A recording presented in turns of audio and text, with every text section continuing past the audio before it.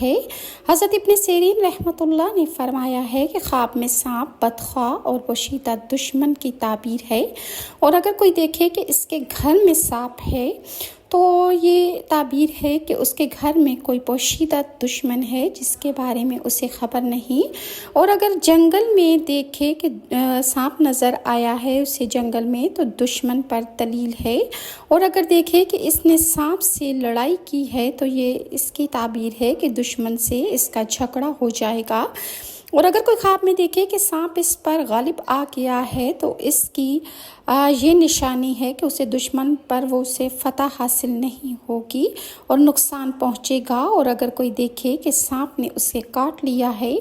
تو اس کی تعبیر ہے کہ دشمن سے نقصان پائے گا، اور اگر دیکھے کہ اس نے سانپ کو مار ڈالا ہے